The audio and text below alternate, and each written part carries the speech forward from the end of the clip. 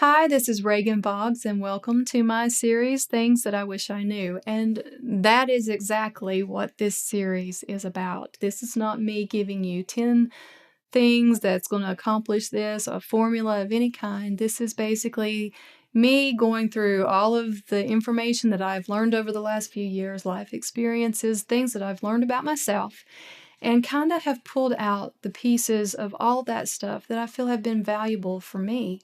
And hopefully that will inspire you to learn these things about yourself, learn things that will help you get through, achieve, do whatever it is you want to do. Or you might listen to some of the things that I've talked about here in these videos and say, yeah, I feel the same way. And maybe some of these tips, whatever you want to call it, these revelations that I've had will be revelations to you as well. You folks have been posting a lot about the end of the year. Excitement for the new year, but really ready to say good riddance to 2018. And I don't think any of you are alone. I feel quite a bit the same way. So let's just dive right into, let's talk about reflection and moving forward and how you implement change in your life. So looking back myself on not just 2018, but really the last 3 years, my life has undergone so much change. It's been almost overwhelming at times, and some of it has been out of my control, and some of it has been self-induced. I've talked about being an adult child of an alcoholic, and like so many folks who have grown up with a parent who's been an addict, you kind of come to a realization in your late 30s, early 40s that, you have been affected by that more than you realized. And you really have to take a look at that. And once I started doing that, I got laid off from a job that I had, and which kind of led me to coaching because I wanted to do something different. And I had struggled so much with the ACOA thing and just kind of felt off balance at that time. Really didn't know who I was.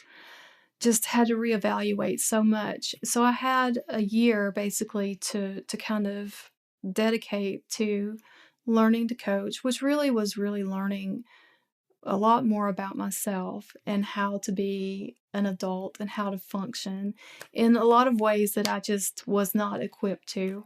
I also kind of at that time, through coaching, learned that I really enjoyed doing audiobooks, and I've kind of explored that, starting over from the ground up. As you guys know, I'm a musician, and I've played music my entire life, so I've been trying to figure out how to fit music into my life today, knowing that I have a 9-year-old son, and I don't like to travel as much as I used to.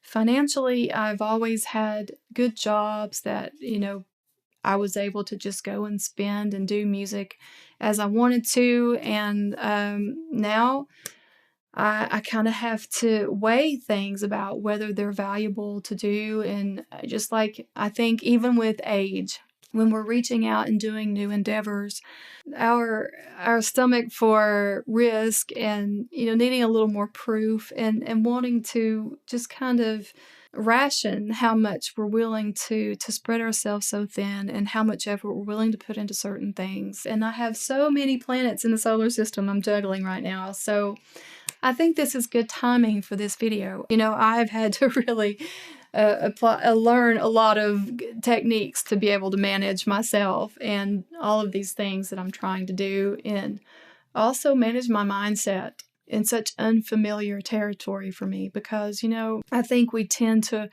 feel more comfortable when things are familiar. We feel more comfortable when we are proficient at things, when we are competent. And it really brings out different parts of our personalities when we are learning new things and when we are in completely new environments. Beginners, if you will, it can be a challenge. So the biggest benefit and the biggest challenge and the biggest hurdle, I think, for a lot of us is really understanding what it is that we want to do. How do you fit in what you want to do with what you have to do, and with all the time that it takes to do all that, how do you kind of pinpoint the things that you really do want to put your focus on and sticking with it when you do figure it out. As we talk in coaching, we talk about, identifying your values, and really all that is you looking at yourself and figuring out what is important to you at this point. Not in the past, because in the past I wanted to be a country music singer, and I did that, and now I'm a mom, and I'm 40 years old, and there's a lot of things that I am today that I wasn't then. And so you have to look at what that is now and be honest with yourself. For me, security is important, because if I'm worried about where every penny is coming from, whether I'm going to be able to pay the light bill, then I can't turn off the worry enough to be able to focus on anything else. So I have to have some kind of financial security to know that the bases are covered. I am a creative. Anything that I do, I have to be able to add some kind of creativity in with it. I am a lifelong learner. I feel like if I'm stagnant, then I really start to feel antsy. If I'm not learning, if I'm not improving in some way, then I really struggle. I'm desperate for flexibility and freedom in my scheduling. So things like that are important to me. And you need to identify what the things are that are important to you, because if you're doing something that doesn't fit or isn't important in those aspects, then you're probably not going to stick with it. There are going to be aspects of yourself that will sabotage your effort, right? Because something is important and something else you're doing over here is trampling on that for whatever reason. Whether it's, you wanting a promotion at work and all of a sudden you're working a lot of hours, but family is important to you, and these hours that you're spending at work is putting you in conflict with your family. So you're not able to put your whole effort into it because you're a little lackluster, because you know that if you keep proceeding down that path, then this is going to suffer over here and you won't be able to continue. So it's important when you're looking at planning out your future, what you're going to do in the short term, long term, whatever it is, it has to be in line with the things that are important to you. If fitness right now is not important to you, if you enjoy gourmet meals and you like to travel, and part of your experience is going to different restaurants that are, non-chain restaurants, or you like to cook and you like to cook with butter, and that part of you is going to make it very challenging to be a size 2. And you may have to be okay with that, right? And not want it just for the sake of wanting fitness, right? I mean, we have to be healthy. I've talked about this so many times. Your mental and physical health, you can't do anything if you don't have those. It's very hard. So, yeah, but, where it falls in the mix, and when you're planning your goals and things, you have to know that accordingly, so you can build it in and blend it to where you can do it in a way where you're going to be successful at it. When you're looking at what you want to do, another thing, other than your values, I'm trying not to throw out coaching lingo here, because these are words from the diehards like Tony Robbins and Simon Sinek, and all these TED Talks and all this stuff about finding your why and your reasons. But gosh, if you don't have the right reasons, or you don't have any reasons other than just an arbitrary goal that you don't have any passion behind whatsoever, it's going to be really tough to follow through with any kind of change if you're not really feeling it in your freaking core. I think that's why so many folks come from the bottom, they say, or come out of trauma because they've hit a place where they just don't want to ever go again. And that's motivation enough to drive them to improve themselves, whether it's, to get re-educated, whether it's to lose weight, whether it's to challenge themselves to run marathons, bicycle. There are things in your life that will prompt you to want to push yourself. and to do greater things than what you're doing today. And it's up to you to find those reasons. Reasons matter. The reasons I got into coaching is because I was struggling with ACOA, and I really wanted to help people. I needed to help myself. I needed to be around people who were positive. I needed to be around people who were in a mindset of, you can do this, anything's possible, and not negative. If you're looking for fitness, I need to be able to be mentally acute. I need to be able to focus. I need to have the energy. Therefore, fitness is important to me. Another tendency I have is that I tend to hyper focus. When I get a project, when I get a goal in mind, then I'm full throttle, tunnel vision on that one thing, to the point to where, my house, I don't get clean, and there's just, or, I'll get so involved in an audiobook or something that I won't exercise. The next thing you know, I've gained 10 pounds.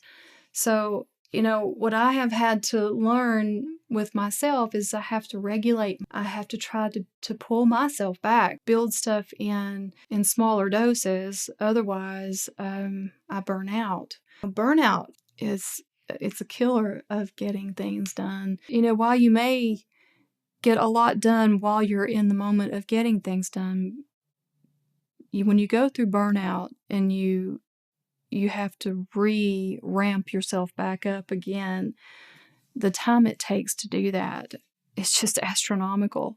When you get tired like that, you lose your momentum, and it takes you forever to build the boost you need to get back in and keep doing it again in a steady kind of way, right? What I have learned is it works really well, and something that I learned in coaching is that what they'll have you do is if you do have something in mind that you want to do, is kind of set a date in the future. A realistic date. If you want to lose 30 or 40 pounds, you're probably not going to do that in 2 months. Probably could, but you may not want to.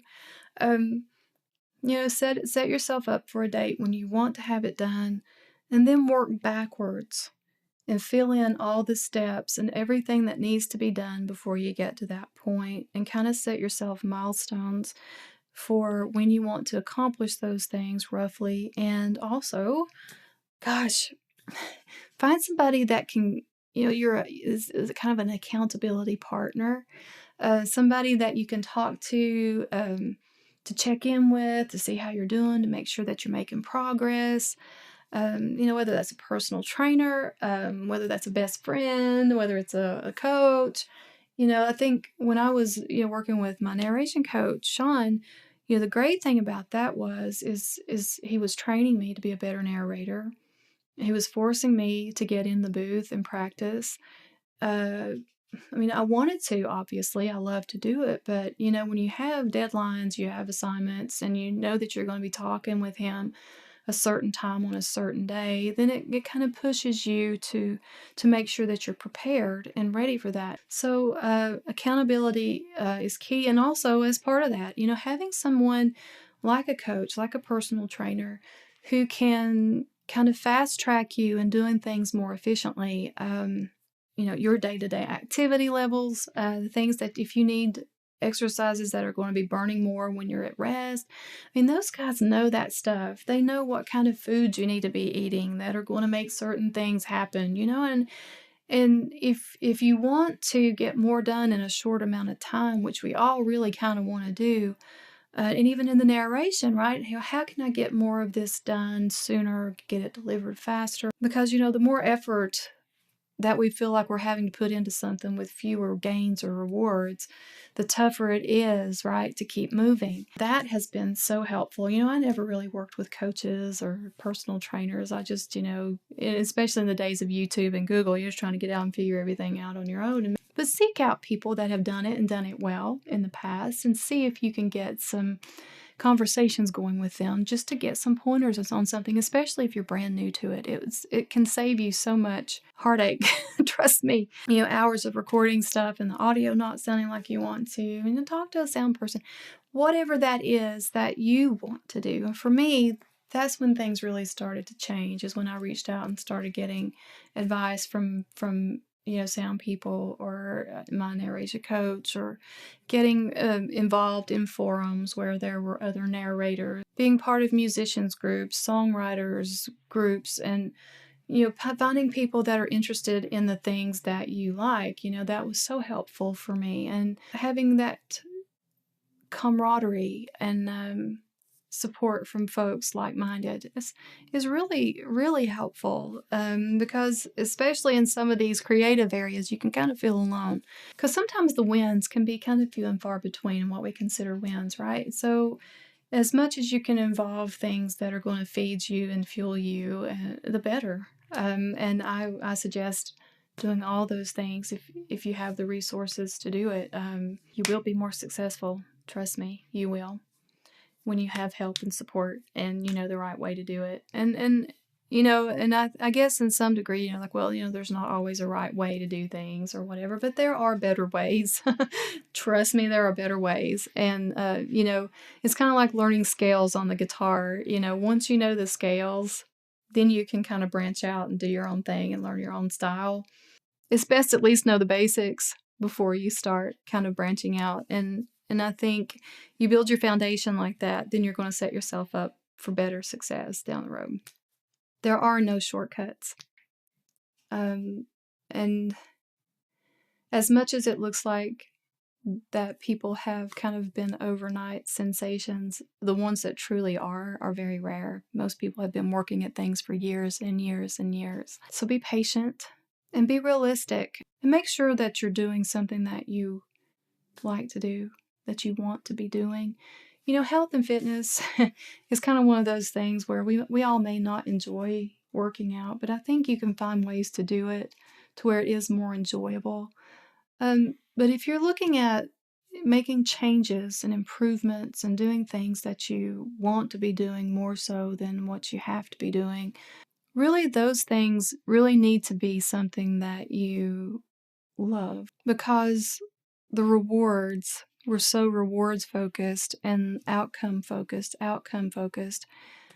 Sometimes you can't always see an outcome or a real win, and you really just need to enjoy what you're doing while you're doing it, because you enjoy what you're doing while you're doing it, and not just because of something that's going to happen when that process is over.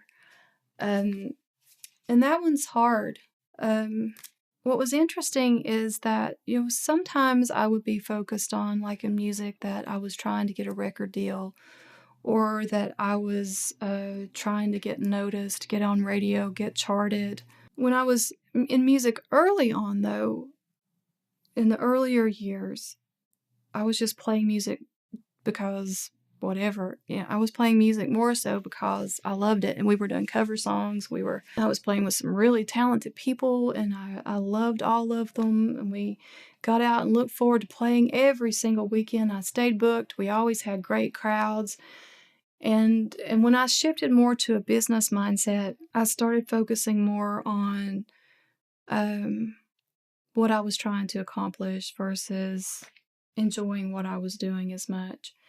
And there again is another balance that you're going to have to find.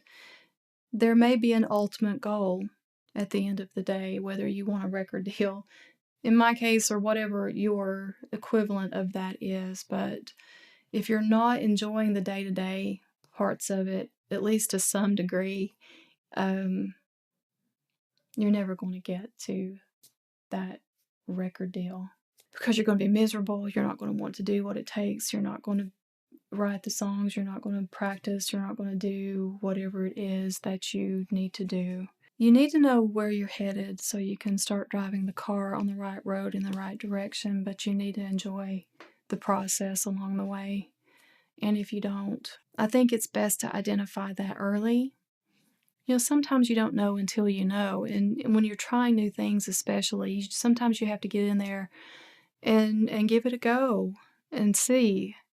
But, I think at some point we can't be afraid to just say, this is not for me. It's not necessarily quitting. It's just saying, this is not for me. So we just stop and not waste time on things that we don't necessarily want to be spending our time on. Find out what's important to you, truly important to you. Understand why you want to do the things that you want to do. Blend that in with your day-to-day life in a way that it doesn't feel like I'm going to do this and then live my life when this is done. If you want to build a new lifestyle and start incorporating and changing things for real, then it has to be truly part of your integrated life. It can't just be this side project that's going to take all of your time and then you're going to live your life after the fact. You know, it's not going to be something that you can maintain. Don't work to the point of burnout. Have to rebuild all of the mindset that it took to get you started again. Anyway, you lose momentum. Find people who are good at what you want to do, who are experts that can help you, give you a leg up. That way, when you spend the time, you're accomplishing more and you are not having to learn the hard way, which is good in some ways, but you know, if you want to stay motivated and moving forward, you know, the less time that you're having to feel your way in the dark, the better. Make sure that you are surrounding yourself with people who like to do that thing. Find someone who you can be accountable to. Create a target deadline, work back. Give yourself little milestones, little check-ins with someone who can help you stay moving forward, and stop listening to so much of the static that you are seeing on Facebook and Instagram and all these Twitter, all this political stuff. Yeah, it's good to be informed, but at the same time, we are so bombarded with negative stuff. I feel like it's sometimes that we lose hope and we get paralyzed. And you have all of these armchair pundits who feel the need to just put it out there in your face and have this almost narcissistic viewpoint that their viewpoint is the only one and theirs is the right one. Therefore, they have to spill it forth all the time, and it gets weary. Personally, I have removed those people from my feed. I haven't unfriended them completely, but I don't want to see that stuff. We don't have to spend every waking minute looking at negative stuff. You know, like I said, you have to make sure that you're putting positive stuff in your ears, listening to books, listening to educational things, learning your craft, listening to motivational stuff, just things that are going to keep you in a mindset of possibility. Because it's so easy to get drugged down into why bother. Mental health, so important. You're depressed, which, you know, around the holidays and around the end of the year, a lot of us you can't find reasons to get out of the bed, let alone, you know, fit in a pair of jeans that you wore 10 years ago. So whether that's working with a health professional, or whatever you need, exercise helps so much with depression and anxiety, you know, getting the good hormones flowing through the body. It just has so much benefit. You have to be in a state of stability. You know, it's really hard to do anything or change anything when you're not in a mental state of stability.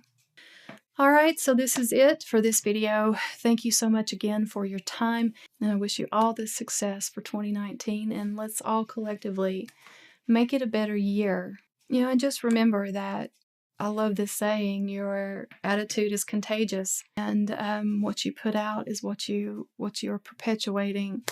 And if you want to see more negativity, then you be negative. But if you are wanting to see more positive things happen in the year, then, you know, you have to watch at what you are projecting yourself, you know, because we're all contributing to that. We all do it. So much love and Happy New Year.